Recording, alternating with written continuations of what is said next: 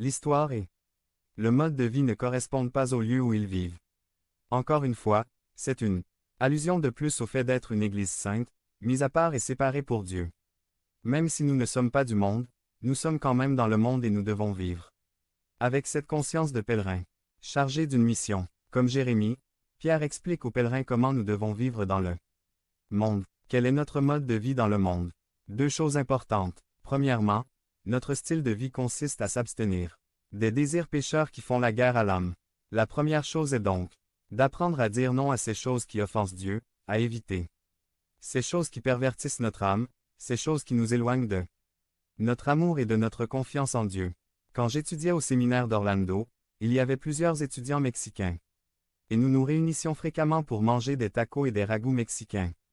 Nous avions un camarade de classe japonais, nommé Tokuhiro, qui aimait passer du temps avec nous et manger des tacos avec les Mexicains.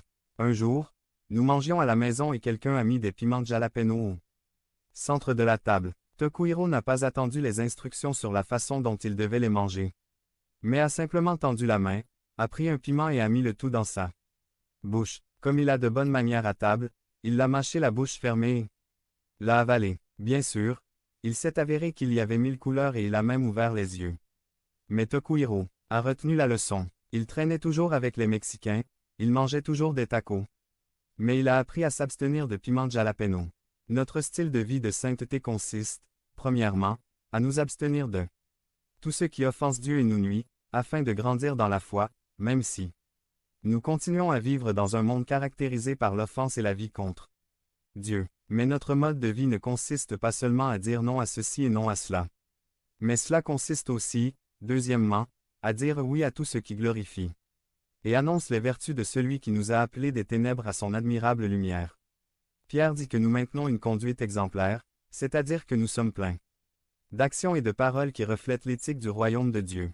Puissent nos actions et nos paroles dire qui est notre roi, pour qui nous vivons et pour qui nous sommes, de telle sorte que Dieu est plus célèbre, plus renommé, plus recherché et plus adoré. C'est là que tout ce que nous avons dit ce mois-ci sur la justice et la miséricorde entre en vigueur. Notre vie de pèlerin doit être caractérisée par ce qu'en tant que croyants, nous nous engageons dans les bonnes œuvres de justice et de miséricorde, des œuvres qui sont pour la gloire de Dieu, des œuvres qui recherchent le bien-être de la ville dans laquelle le Seigneur nous a placés en pèlerinage.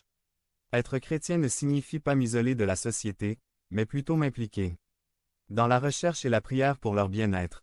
Bien sûr, avec sagesse et prudence, sachant que je suis un pèlerin, que je ne suis pas arrivé chez moi, qu'il y a ici une éthique contraire au royaume de Dieu, que je dois être vigilant, mais ne jamais me retirer de la scène face à de la nécessité et des opportunités d'avoir un impact pour le royaume pour la gloire de Dieu. Ainsi mes frères, nous disons aujourd'hui, nous sommes des pèlerins envoyés pour glorifier Dieu dans le monde. Oui frères, Dieu nous a placés stratégiquement pour que nous soyons citoyens du royaume dans tous les domaines. Peut-être stratégiquement cela vous a-t-il permis de connaître le monde des affaires, le monde de l'école publique ou privée, le monde du sport ou de l'art, le monde des colonies du Nord ou du Sud, le monde de la politique, le monde de la vie ecclésiastique. Peut-être dans votre passé avant votre relation avec le Christ le monde des addictions, le monde des abus et des mauvais traitements, bref, tout ce que vous avez vécu, d'une manière ou d'une autre, vous équipe pour être encore plus efficace en tant que citoyen du monde, royaume de Dieu lorsqu'il s'agit d'influencer la terre. Dieu vous a stratégiquement placé pour devenir un citoyen du royaume dans le monde. Qui de mieux que votre homme d'affaires pour influencer le royaume dans ce monde? Qui mieux que vous en tant que professionnel pour influencer le monde dans votre domaine d'expertise? Point. Qui mieux que vous, que Dieu, vous a sauvé d'une certaine addiction à l'influence pour le royaume dans le monde de ceux qui sont encore esclaves? Qui, mieux que vous qui avez subi des mauvais traitements et des abus pour influencer ceux qui vivent aujourd'hui des situations similaires à celles que vous avez vécues? Dieu vous a placé stratégiquement. Puisque vous comprenez comment les personnes de votre cercle d'influence pensent, croient et agissent, vous pouvez être efficace dans le domaine dans lequel vous avez été placé afin de communiquer plus efficacement les bonnes nouvelles. Sûrement pendant que vous écoutez cela, une personne, une famille, une circonstance vous est venue à l'esprit, qui a touché votre cœur à plusieurs reprises et peut-être qu'une pensée ou une intention d'accomplir une œuvre de justice et de miséricorde l'a traversé. Aujourd'hui, le Seigneur nous le dit, tu es un pèlerin envoyé pour glorifier Dieu. Dans le monde, quelle sera la prochaine étape que Dieu veut que vous fassiez? Quelle sera cette étape qui sera le passage de l'intention à l'action? Vous avez été aimé du Père, et son amour a fait de vous un citoyen du royaume pour faire justice et miséricorde pour sa gloire. Devenez membre de la chaîne et soyez un instrument de la parole de Dieu. Ne manquez pas cette opportunité d'avoir un impact sur des vies. Cliquez maintenant sur le lien dans la description du 519 et aidez-nous à diffuser la parole de Dieu. Comment aider les autres par Wilbur Madera Rivas. Résumé. L'amour est la marque caractéristique des enfants de Dieu. Un jour, alors que j'étais au bureau, le secrétaire m'a appelé. Parce qu'il cherchait le pasteur de l'église. En répondant, mon interlocuteur s'est identifié comme étant le pasteur d'un tel d'une église presbytérienne de Veracruz. Il m'a dit qu'il m'appelait pour voir si nous pouvions aider le fils d'une sœur, membre de cette église qui se trouvait au terminal routier de Mérida. Il s'avère que cette personne se rendait à Veracruz pour voir sa mère malade et a été attaquée et s'est retrouvée bloquée à Mérida et voulait voir si nous pouvions l'aider à continuer son voyage à Veracruz. Bien sûr, en promettant de restituer tout ce qui a été investi dans ce support. Il m'a donné l'adresse de la personne et j'ai accepté de voir ce qui pouvait être fait. Je me suis dirigé vers le terminal et j'ai trouvé la personne. Quand je l'ai vue, j'étais un peu dubitatif, car son apparence était assez désalignée, mais je pensais qu'il était ainsi à cause de l'agression qu'il avait subie. De plus, j'ai remarqué qu'il avait une page de la section jaune dans la poche de sa chemise. À l'époque, nous étions annoncés dans la section jaune.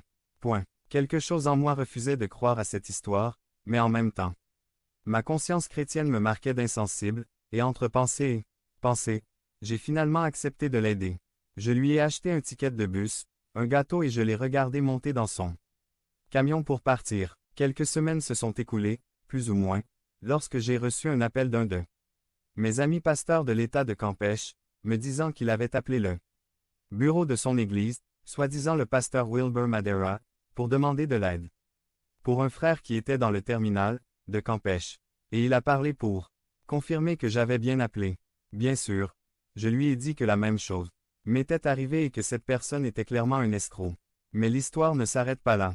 Au fil du temps, j'ai continué à recevoir des appels d'amis pasteurs ou de connaissances de diverses régions de la République me demandant la même chose. Et si j'avais appelé pour demander de l'aide pour un supposé frère qui se trouvait dans le terminal de ces villes.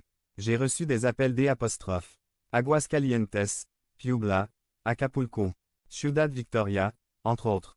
Et je dois malheureusement dire qu'il ne s'agit malheureusement pas d'un cas isolé d'inconnus s'approchant de l'Église pour demander de l'aide. Des expériences comme celle-ci vous découragent définitivement d'aider ou de penser aux besoins matériels des autres. Mais pouvons-nous, en tant que chrétiens, nous permettre de nous décourager au point de fermer notre cœur à ceux qui sont dans le besoin? Bien sûr que non. 520. Mais comment aider ceux qui sont dans le besoin? Comment pouvons-nous nous impliquer pour rechercher l'amélioration de la vie de la communauté qui nous entoure? Comment pouvons-nous nous impliquer, en tant que chrétiens pour que la qualité de vie des personnes dans nos communautés soit meilleure, plus juste, plus équitable, plus digne? Comment pouvons-nous contribuer à la paix et à la tranquillité dans notre quartier, notre ville et notre pays? Autant de questions liées aux questions de justice et de miséricorde, qui constitue notre série de sermons de ce mois-ci. Ce mois-ci, nous réfléchissons à notre rôle en tant que chrétiens pour rechercher la justice autour de nous et la pratique de la miséricorde envers les nécessiteux, les dépossédés, les malades, les abandonnés, les faibles,